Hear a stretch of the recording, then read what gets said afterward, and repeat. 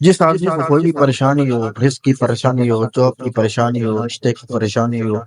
اس کو کوئی بھی پریشانی ہو، قرض کی پریشانی ہو، جو بھی اس کو ٹینشن ہے، جو بھی پریشانی ہے، وہ ایک وظیفہ ہے جو نبی کریم صلی اللہ علیہ وسلم نے بتلایا ہے، اور ایک ہی لفظ ہے، اگر وہ اس کو پڑھنا شروع کر دے تو اس کی ساری کی ساری پریشانیاں ختم ہو جائیں گی۔ نبی کریم صلی اللہ علیہ وسلم کی حدیث ہے، حضرت ابن عباس رضی اللہ عنہ راوی ہیں،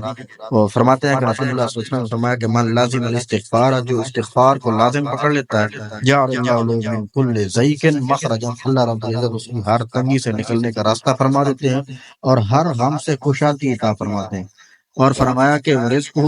من حیث لا یحتسب، اس کو ایسی جگہ سے رزق عطا فرماتے ہیں جس کو بندے کو گمان بھی نہیں ہوگا، وہاں سے رزق اللہ رب العزت فراہم کر دیتے ہیں۔ تو یہ آپ علیہ الصلوۃ والسلام کا بتلایا ہوا وظیفہ ہے، اگر آدمی اس وظیفے پہ عمل کرنا شروع کر دے، اس کو لازم پکڑ لے، اس کو کرنا شروع کر دے، اس کی ساری پریشانیاں ختم ہو سکتی ہیں۔ تو ہم بہت سارے وظیفوں میں پڑے رہتے ہیں، پوچھتے رہتے ہیں کہ یہ وظیفہ بتاؤ، وہ وظیفہ بتاؤ۔